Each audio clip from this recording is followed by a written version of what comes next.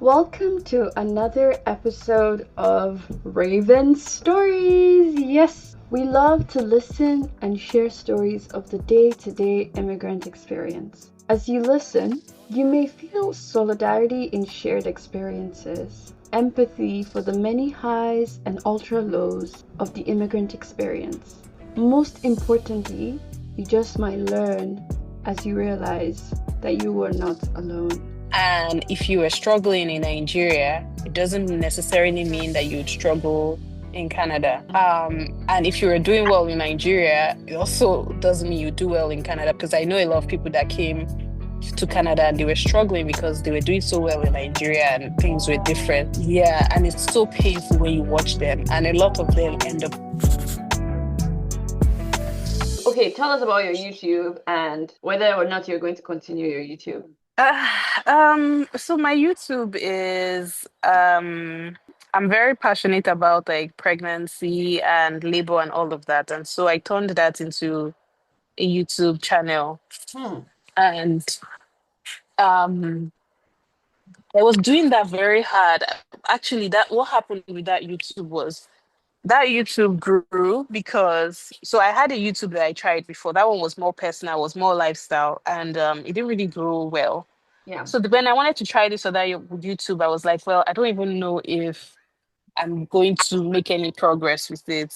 Yeah. And then Obi was like, well, there's this guy he listened to. So he sends me a bunch of his videos. And the guy is basically says, like, if you want to do something, you need to ask yourself, what amount of work do I need to do that it would be impossible, like literally impossible for Hmm. it not to work out? Hmm. Then that's what you have to do. So you So that was how I did my YouTube. So I like after watching the videos, I was like, okay, what do I need to do? And so I was like, I think if I post 2 videos every single day for 3 months, yeah. there's no way this would not make sense. It would Hmm. not work. Hmm. And that was what I did. And like I think a month in, I so my goal was to get to 1,000 subscribers in 3 months. And a month in, I think I got to 80,000. What? Yeah. So the guy, he makes sense. His name is Alex Hormozy. He has a lot of wisdom about like business and working hard and achieving your goals. Instead of you to plug us to your own YouTube, you're plugging us to Alex. What's your own YouTube, man? My, I don't want to be shamelessly plugging myself. But My then YouTube, my Alex Omondi has hired you as his marketing and brand ambassador. oh my gosh. Please tell us your YouTube. My YouTube is called Your Satisfying Birth. Mm.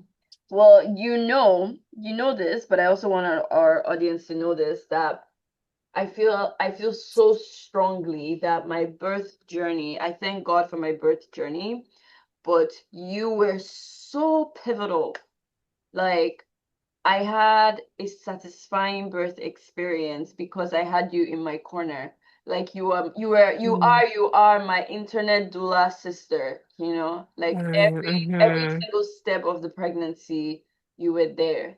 So I just want to give you a shout out, and also to anyone who is listening to this podcast that is thinking about having a baby and, you know, just going on this journey.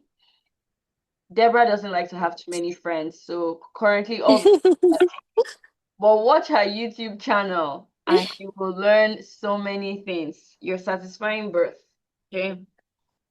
Wow. Thank you, Vicky. And I just love this thing that you shared about what amount of work do I need to do that will make it absolutely impossible to fail. Yeah, that's wisdom. Okay, so then your channel grew and you you've just sort of left it for now. Yeah, so it grew, but I think I slowed down after I was born. Mm, These things, momentum is so important. mm, Once you stop something, the amount of energy you need to start it is harder than the energy you need to just keep it going.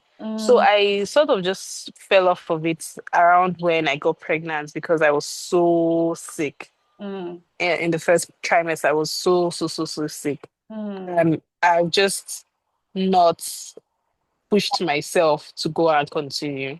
Yeah.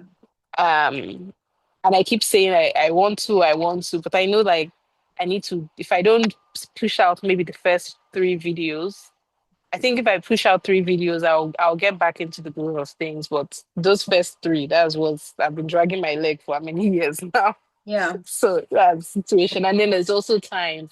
It's even harder now that I have kids to find Mm. time to do it.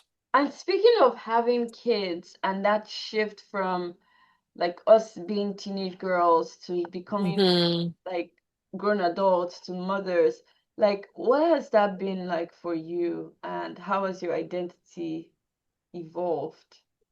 Hmm. Yeah, it was very rough for me at first.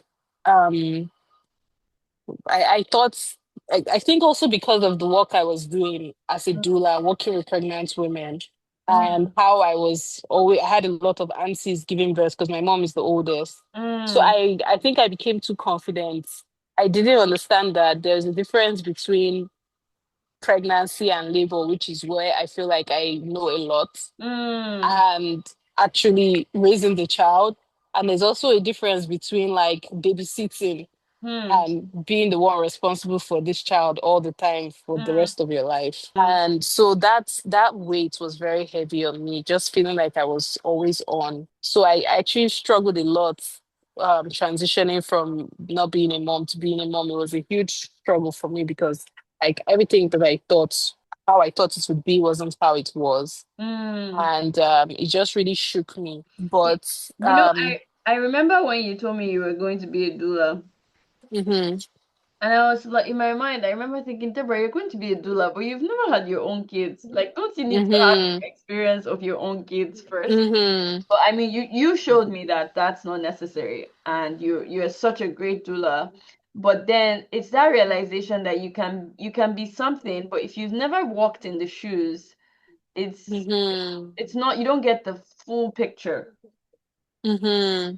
Yeah. Yeah, the for me, even before I actually decide, like I wanted to be a doula, like you say, before I had kids, and I also was like, well, do I need to wait? But Mm, all the other doulas told me like, no, you don't have to wait. That and they actually even told me that sometimes it can be better when you've had no kids because you're not like putting your own biases on other mm, people or your own experience. mm, So it, even after I've taken a few more clients since becoming a mom, mm, and there hasn't been much of a difference for me mm, in like how I presented myself as a doula. I don't think like I was any better or worse. mm, What was different for me that was funny was that there was a point when I was in labor with Jamie, mm, and I was like, oh, that is why women are like this. Because when I'm usually with my clients, at some point in labor, and I want to hear whether you got to this point, at mm, some point in labor, they kind of just look like they're not really there, like they're somewhere else. mm, And I would always think I couldn't really understand what they were going through mm, until it happened to me. Just I think it was before I started to push. I mm, felt like I was in a haze mm, and I was just in my head. I was just talking to myself. mm, Like it was me and me.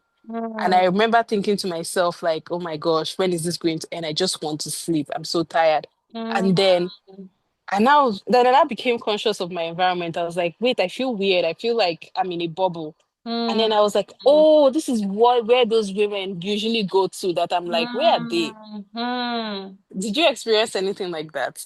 Deborah, my whole labor was like that because Mm, it was so fast that mm, I think my last like consciousness was when like before I called the midwife to come and mm, I was thinking, oh, maybe I'll do the tub. But after the midwife came, like I was no longer I was just in my own zone. Like I was not like I hear some women are still like having conversations and Mm-hmm. they're still like alert and blah blah blah. Like I was in a different place. Yeah. Mm-hmm. I was in a different place. I just remember the moment that came out, then I felt like I came back. Mm. Yeah, I came back. I was not a chatty, like you Mm-hmm. guys are asking me questions. It felt like too many words even. It's like Mm. Yeah. I was very, very quiet for the most part.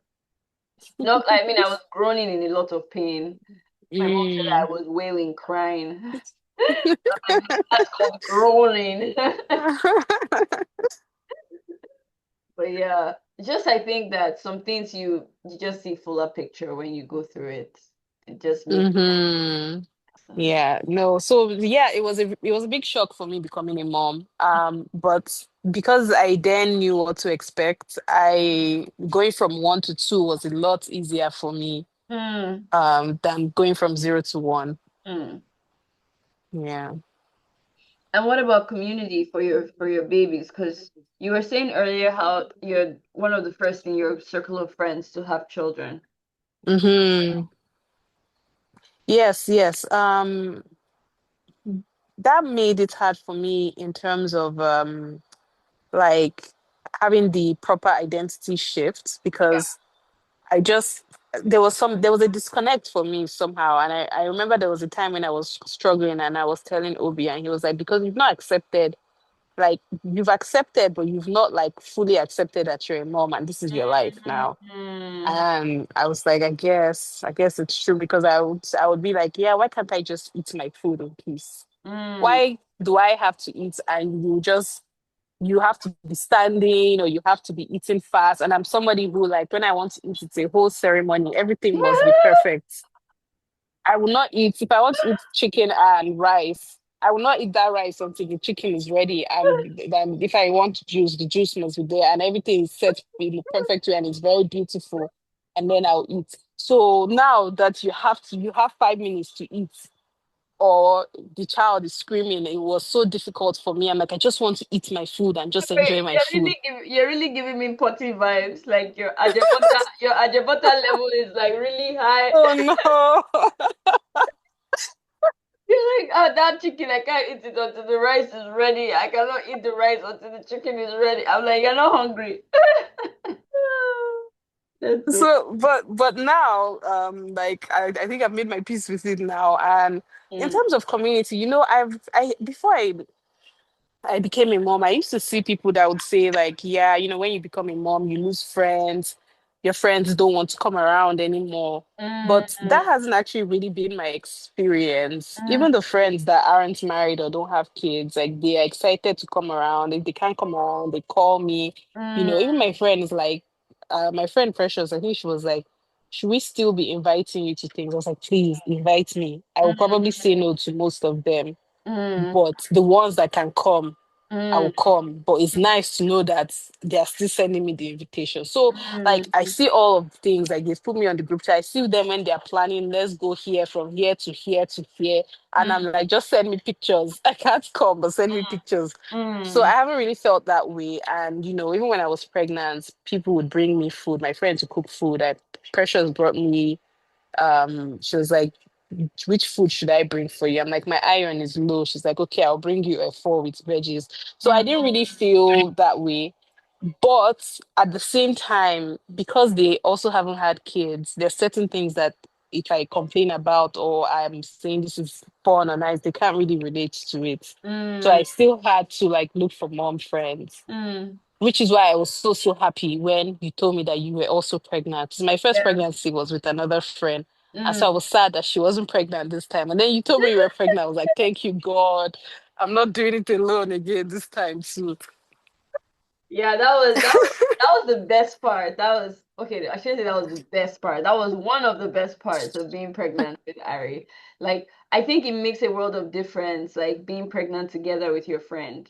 Like Yeah. it just totally transformed, like, because I remember like phoning you and I was feeling I had such a rough first trimester, and you could Mm, relate because you also had a rough first trimester with your first baby.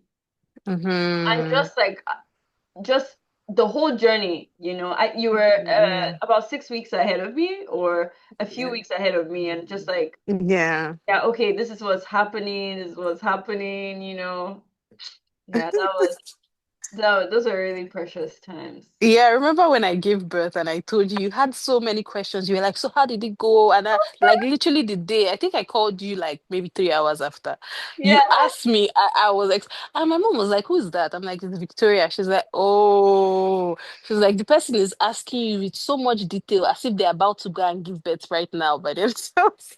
I'm like, "Yeah, because it's before you know it, in a few weeks, you'll be in this position." Yeah, and you need that, right? You need that. Like, Yeah. you need to have someone to like ask those questions. Otherwise, Yeah. it's like asking ChatGPT, and ChatGPT ain't got the answer. You know? Yeah, you were just it was just so amazing, honestly, Deborah. Like, I cannot even say enough about, like, to everybody that I know. I'm like, yeah, it totally changed my life to like have this my one friend who was also pregnant, and yeah, just I could ask you all the questions, and we're sisters, so I just go right Yeah. there and ask like, okay, what about this? Mm-hmm. Not to get Yeah. explicit. No, it was a blessing to me too. Yeah, it was really good time. Okay, so Deborah, I cannot remember how we were talking about something related to Nigeria and just the cultural nuances between Canada and Nigeria in terms of your personality and how you relate to people. And you were telling a story um about driving and just how aggressive it can be in Nigeria. Uh, Yeah, I feel like just my personality isn't best suited for Nigeria. mm, If I find that if you are not a very outgoing, maybe even pushy or aggressive person in Nigeria, you can get overshadowed by everybody else. mm, And that was my experience before I left. Just not feeling very confident. Because even when you're somebody who is quiet, they'll say, why are you so quiet? They talk, there was a lot of that. mm, So I think it really affected my confidence in myself until I went to Canada and I saw that there is value in being somebody who is more reserved, somebody who is a planner, somebody who mm, listens more. mm. Like there's a place for everybody, I feel Yeah, like. yeah. So yeah, and so coming back now in Nigeria, it's been very, very jarring for me, just because I find like, especially being a woman and being on the younger side, Mm, it's like you're at a disadvantage. mm, And not even just from opportunities. Like I'm not really like in Nigerian society in the same way where maybe I'm trying to look for a job or anything, but even just like something like going to the restaurants. mm, Like I was telling you how I went out with my husband to eat. I mm, was the one holding our cash in mm, my bag, mm, and he was like, "Okay, bring the money out so we can pay." Again, this is not my money or his money; it's our money. mm, And so I bring it out, but it's me that handed it over to the waitress, and the waitress looked over to him and said, "Thank you, sir." mm. And I was just like, "What?" So that just was like a very visual representation to me of how they are like, you're not important. Yeah, Nobody, yeah, you described it as a double whammy. yeah, yeah, it is because like I feel like in Canada, the people that experience this are probably the older ladies. I've heard them say they feel invisible. But in Nigeria, because they value the elderly people, which is a good thing, when you're a woman, you're seen as nothing. So the young ladies, I feel, and I could be wrong about my observation, but I like to think that I'm actually a very, very um insightful person in terms of like I because I'm so sensitive, I pick Mm, up on things. But what I've picked up is like it feels like the younger women feel like you're in competition with them. mm, The older ladies, they feel bitter that mm, you're young. mm. The men, especially, oh, actually, Victoria is a triple whammy. I've just seen the third one. Because when it comes to the men, if you were young and unmarried and they were interested in you is a plus. But Mm, now you're young and married, hmm, so they know that you don't have eyes for them in terms of like being in a relationship for them. So mm, if they are not going to be in a relationship with you, you're useless to them. mm, That's just has been my experience. So the men are very, very dismissive and mm, even just like blatantly rude to mm, you. mm. Um, so it's just very, very weird. Like even on the road you're driving, the other drivers, when they see you're a woman, they things it will even annoy them more. They say, hey, no, but na woman self. You know, you hear things like this, even though you're the one doing nonsense on the road. Mm. So it's I feel like if I come back when I'm older, I might have a different experience. But right now, it's not really been pleasant for me. And this is the part of Nigeria that I haven't fully experienced because I haven't spent a lot of time um back home since I came. Hmm. And which is why I wonder, like for you, your family is some of your family is in Nigeria, some of your family is in Canada and in some other parts of the world. But what would you say home is for you in this season of life? Hmm. Home for me is Canada. Hmm. But in a broader sense, I think home is just where I feel at peace and where I feel welcome. And it's I don't feel welcome in Nigeria and I don't feel at peace. Hmm.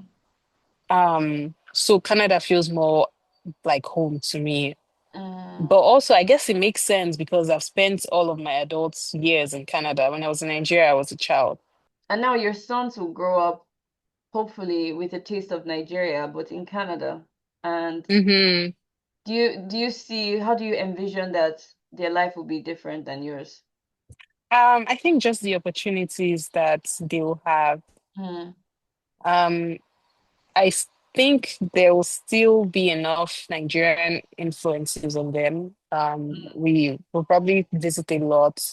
I plan to be the one primarily educating them and all of that. So I think there'll still be a strong Nigerian influence on them, but just the opportunities that they would have.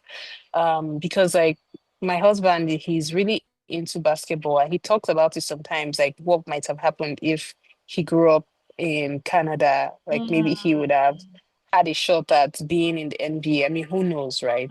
Mm. But at least there would have been that option. Exposure, yeah.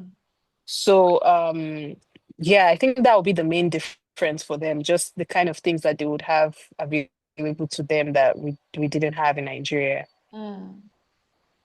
If you were to give any advice to somebody who's coming to Canada for the first time, what would you tell them? I would say it's a completely different, what's the word I'm looking for? Feels like a completely different game. If Mm. you're looking at life as a game, it's Mm. completely different. And if you were struggling in Nigeria, it doesn't necessarily mean that you'd struggle in Canada. And if you were doing well in Nigeria, it also doesn't mean you do well in Canada because I know a lot of people that came to Canada and they were struggling because they were doing so well in Nigeria and things were different. Yeah, and it's so painful when you watch them. And a lot of them end up going back. They're like, no, why would I come here and suffer when I was having a good time in Nigeria? But were you having a good time in Nigeria if you wanted to leave? I think when you come to Canada, you have to separate your experience, Hmm. your Nigerian experience, and like come with an open mind. And I feel like there's so much, not even just Canada. I don't think it's just Canada, just wherever else you're going to go Hmm. with an open mind and be ready to learn. And there is an adjustment period. I usually say like give yourself 3 years Hmm. before you start to feel like this thing is not working out for me. How did you land on Like number 3 years? just with how I felt and with what I've seen with other people, I think it's around that 3 year mark that you start to feel like, okay, I have friends, you've Mm. gained enough work experience where you can easily be like, nah, I don't want this job. Because when you first come, it's so difficult to get a job, your first job. Yeah. But like 3 years, you've gathered enough experience where like you can be like, yeah, people are doing nonsense here. I'm looking for another job. Even finding it and moving from one home to the other is better because you have references. Like you just have accumulated enough resources, like social Mm, resources and all of that, to mm, now feel like you stand a chance. I mm, feel like 3 years is around where it starts to really look that way. mm, So give yourself some time to adjust before mm. you make the decision that it's not worth it. You know that this is something I've encountered with some of my friends, but I don't often Hmm. talk about the people who have immigrated here, but what they imagined versus what they got is so negatively different. And it just has Mm. caused so much pain to them. Like my life was so much better in my country, and now I'm reduced to this person that I can't even recognize. I think it's especially harder for older immigrants, like people who are not immigrating as children or teenagers, when you're, Hmm. yeah, when you become set in your way of life and then you have to Yeah. change that, it could be really difficult. Yeah. And it is difficult, and I don't know anybody who has bypassed that initial difficult stage. So, Mm. just know that it's just what we all have to go through before we settle down. Oh my goodness. Okay, so now that we've done this, what do you think about podcasting and your future with podcasting? I think it's fun. Hmm. Um, but I feel like it's different though, because Mm. me and now I'm the one being interviewed. So I feel like it's easy for me. But for Mm. you now, you're worried about, okay, is the sound good? Did I ask the right Mm. question? Am I being a good host? So I know you are probably having a different experience from me. In a sense, I am, but in another sense, I'm just like I also just enjoy banter. I find that in this kinds of like interviews with my friends and family, Mm-hmm. it's okay. Like this is our lives, this is our story. It's kind of like how you said, like you're doing a YouTube video and Mm-hmm. then you don't turn on the microphone. Yeah. It's just part of It's the so painful. yeah. It's part of the story. So Yeah. Yeah. But I think I'm open to it. But yeah. I think I would need a co-host. Yeah, I told you, Yeah. sign me up, sign me up, sign me up. Let's get there and talk about these things because you know the things I'm talking about. Yeah, yeah. But yeah. Okay, Deborah, any final words, any final thoughts? No final thoughts.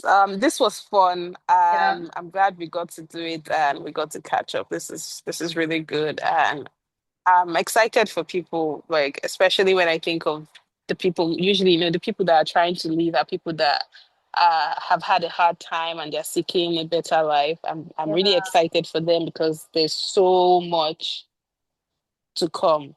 yeah. Yeah, there's so much good to come. There is so much good to come if they can Yeah. hold on for all the Yeah. difficult times and the change they will need to go through and just separating. I Mm, love how you said like separating your experiences because you're not mm-hmm. coming necessarily to immediately enhance what you had in Nigeria. Like it's Mm-hmm. going to be a different experience and it will be good in its own way in the right time. Mm-hmm. Yeah. Mm. Well, Deborah, this was amazing. I know that the listeners only get to hear a portion of this conversation, but I have loved this early morning for me, late afternoon banter for you. Mm-hmm. Um, Yes. and I'm so thankful that I have you as a friend and a sister in my life. Mm. And I I feel the hope same way. I hope that this conversation touches people and inspires someone out there. Mm-hmm. Yes. Thank you. Thank you for choosing me to talk to you about this. Oh, I love this. Thank you for telling me your Uh, story, and I'll see uh, you on the other side. all right. I love you. Bye. Love you. Bye. Thank you so much for listening. We are as organic as it gets, meaning we are Instagram free, TikTok free, Facebook free platform. Welcome to the wannabe 80s. If you are an immigrant and would love to be interviewed in future seasons, please submit your interest through the link in the description. We would love to hear from you. I hope to meet you someday, but until then, please enjoy and follow or subscribe to hear more stories.